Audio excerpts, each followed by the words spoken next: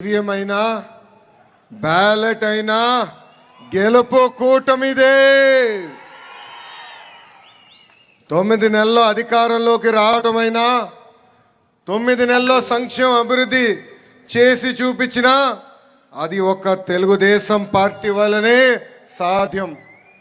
ఆనాడు 9 నెలల్లోనే తెలుగుదేశం పార్టీని అధికారంలోకి తీసుకొచ్చిన విశ్వవిఖ్యాత నట సార్వభౌమ స్వర్గీయ శ్రీ నందమూరి తారక రామారావు గారు 9 నెలల్లోనే రాష్ట్రానికి అభివృద్ధి సంక్షేమం ఏంటో చేసి చూపించిన పేదల నాయకుడు, మన ప్రీతమ నాయకుడు చంద్రబాబు నాయుడు గారు.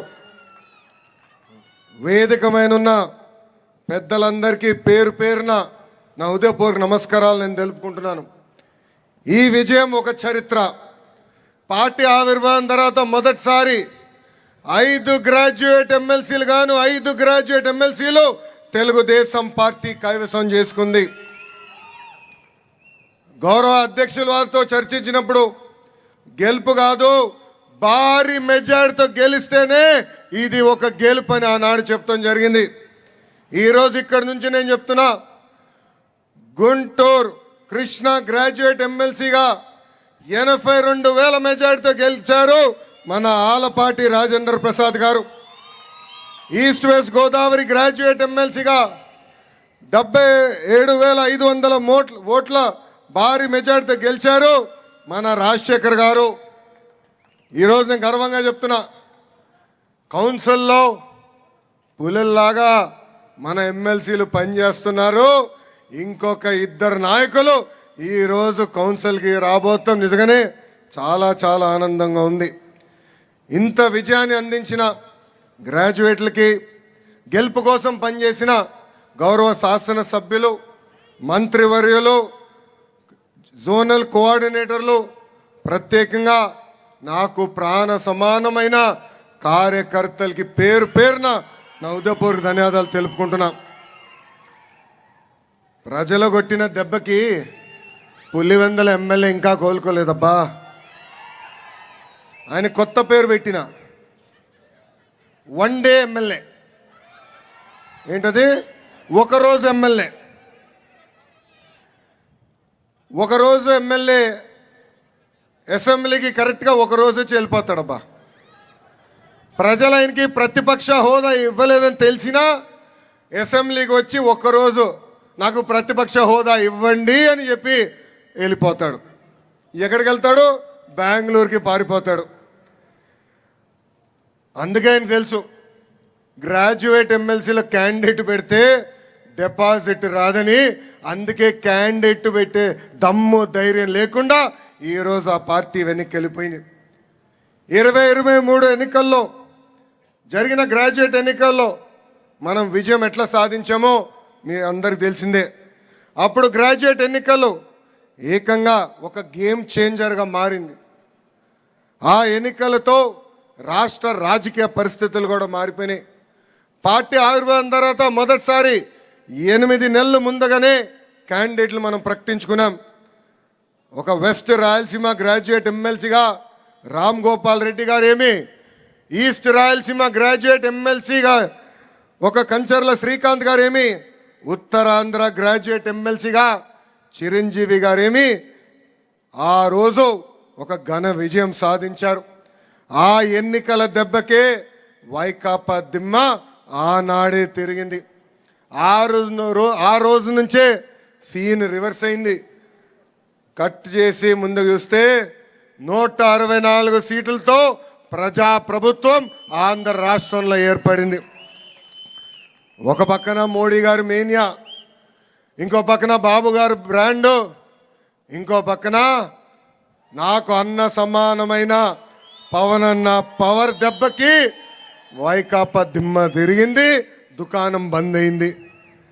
అసలు దేశానికి సంక్షేమం పరిచయం చేసిన వ్యక్తి అన్న ఎన్టీఆర్. వైకాపా ప్రభుత్వంలో 5 ఏళ్ళు చేయని సంక్షేమం మన ప్రభుత్వ అధికారంలోకి వచ్చిన మొదటి 9 నెలల్లో చేసి చూపించాం. మొదటిది పెన్షన్. ఇక్కడున్న కార్యకర్తలు అందరూ ఆలోచించాలి. 2014లో చాలి 200 రూపాయల పెన్షన్ని ఒకే సంతకంతో 5 రెట్లు పెంచి 1000 రూపాయలు చేసిన ఘనత మన నాయకుడు చంద్రబాబు నాయుడు గారి. అంతేకాదు అదే 1000 రూపాయల పెన్షన్ని తిరిగి 2000 రూపాయలు చేసిన ఘనత కూడా మన నాయకుడు చంద్రబాబు నాయుడు గారిది.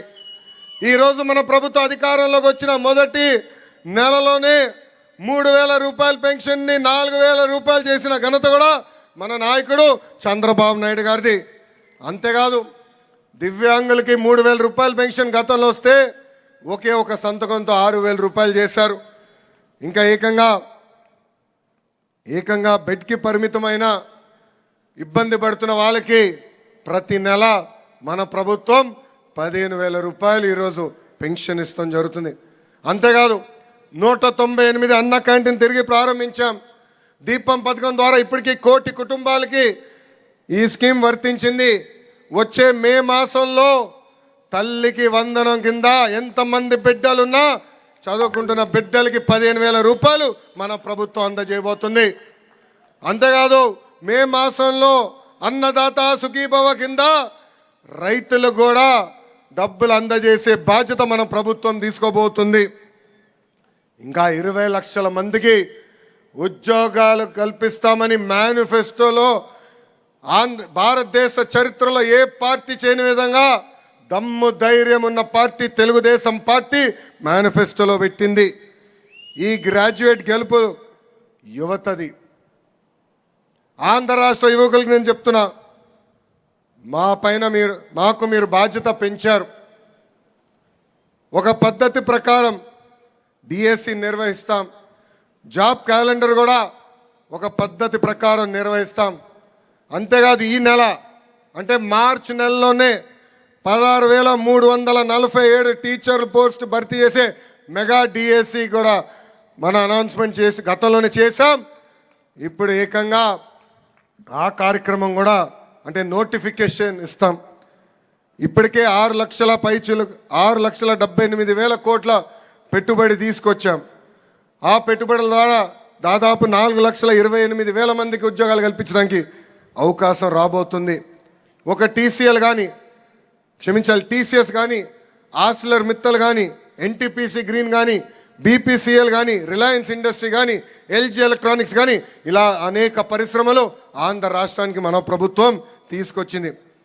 ఇంకా గత ప్రభుత్వం తీసుకున్న చెత్త నిర్ణయాలు కూడా మనం రద్దు చేస్తాం జరిగింది. దాంట్లో భాగంగా ల్యాండ్ టైటిలింగ్ యాక్ట్ మనం రద్దు చేశాం. చెత్త పైన వేసే పన్ను కూడా మన ప్రభుత్వం రద్దు చేసింది. ఇంకా మత్స్యకారులకి ఉపాధి దెబ్బతీసే జియో 217 కూడా మన ప్రభుత్వం రద్దు చేసింది. కేంద్రంలో ఉన్న ప్రధానమంత్రి నరేంద్ర మోడీ గారి సహకారంతో ఎప్పుడు లేని విధంగా మన రాష్ట్రాన్ని మనం అభివృద్ధి చేసుకుంటున్నాం. గతంలో మనం చూసాం అమరావతి పనులు వేగంగా జరిగే సమయంలో అడ్డంగా పడుకుని పనులని ఆపేశారు. ఆగిపోయిన పనులు కూడా తిరిగి ఈ నెలలో ప్రారంభిస్తున్నాం. దానికి కేంద్ర ప్రభుత్వం 15,000 కోట్ల రూపాయలు సహాయం చేశారు. ఇంకా పోలవరం పనులు కూడా దారెక్కింది. మొన్నే నిర్వాసితులకి 1,000 కోట్ల రూపాయలు మన ప్రభుత్వం అందజేసింది. గతంలో మూసేస్తున్నారు.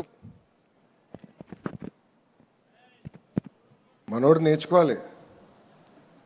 ఎన్డీఏ ప్రభుత్వంలో జనరేటర్లు అవసరం లేదు స్వామి, 24 గంటలు కరెంట్ ఇస్తాం. జనరేటర్ కాకుండా డైరెక్ట్ ఈబీ కనెక్షన్కి ఇవ్వండి, సమస్యలు ఉండవు. గతంలో మూసేస్తున్నాం అని చెప్పారు విశాఖ స్టీల్ ప్లాంట్ని. కానీ ఎన్డీఏ ప్రభుత్వం ఏర్పడిన తర్వాత 13,000 కోట్ల రూపాయలు ఆ విశాఖ స్టీల్ ప్లాంట్కి ఇచ్చి ఏకంగా మన ప్రభుత్వం కాపాడింది. అంతేకాదు విశాఖ రైల్వే జోన్ కూడా మనం సాధించుకున్నాం.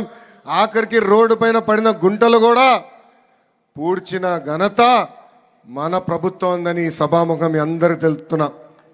దేశంలోనే ఏ పార్టీకి లేని బలం మన పార్టీకి ఉంది. కార్యకర్తలే తెలుగుదేశం పార్టీ బలగం.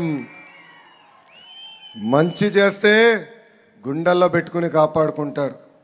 అదే కానీ ఎవరన్నా చెడు చేస్తే చీల్చి చెండాడతారు. ఒక పద్ధతి ప్రకారం ఈరోజు మనం నామినేటెడ్ పోస్టులన్నీ భర్తీ చేసుకుంటున్నాం. గౌరవ జాతీయ అధ్యక్షుల వారు ఆదేశాల మేరకు ఈ నెలలోనే అన్ని పోస్టులు భర్తీ చేయాలని కూడా నిర్ణయం తీసుకుంటాం జరిగింది. అంతేకాదు భారతదేశ చరిత్రలో ఏ ప్రాంతీయ పార్టీకి జరిగిన విధంగా కోటి సభ్యత్వాలు మనము సాధించుకున్నాం. ఏకంగా కార్యకర్తలకి ఈరోజు ప్రమాద బీమా కింద 5 లక్షల రూపాయలు కూడా మన పార్టీ సహాయం చేస్తుంది. నేను తెలుగుదేశం పార్టీ జాతీయ ప్రధాన కార్యదర్శి అయిన తర్వాత దాదాపు 130 కోట్ల రూపాయలు ఖర్చు పెట్టి కార్యకర్తల సంక్షేమం చేస్తాం జరిగింది. ఈరోజు నేను ఎక్కడికి వెళ్ళినా అందరూ నన్ను రెడ్ బుక్ గురించి అడుగుతున్నారు. అవునా కాదా? రెడ్ బుక్ గురించి అందరు నన్ను అడుగుతున్నారు. రెడ్ బుక్ దాని పని దాన్ని చేసుకుంటే వెళ్తుంది. గతంలో కూడా చెప్పా, చట్టాన్ని ఉల్లంఘించి కార్యకర్తల్ని ప్రజల్ని ఎవరైతే ఇబ్బంది పెట్టారో వాళ్ళని నేను ఎవరిని వదిలిపెట్టామని చెప్తాం జరిగింది. ఆ ప్రక్రియ ప్రారంభమైంది. అంతేగాని ఎవరినో వదిలిపెడతాం డౌట్ మనకొద్దని ఈ సభాముఖంగా తెలుపుకుంటూ ఈ విజయానికి సహకరించిన బీజేపీ కార్యకర్తలకి ఈ కార్యక్రమంలో అంటే ఎమ్మెల్సీ గ్రాడ్యుయేట్ ఎన్నికల్లో అహర్నిశలు నాతో కోఆర్డినేట్ చేస్తామే కాదు, గ్రామ స్థాయి నుంచి కలిసికట్టుగా వచ్చిన జన సైనికులకి నా హృదయపూర్వక ధన్యవాదాలు తెలుపుకుంటూ మీ అందరి దగ్గర నుంచి సెలవు తీసుకుంటున్నా. జోహార్ అన్న ఎన్టీఆర్.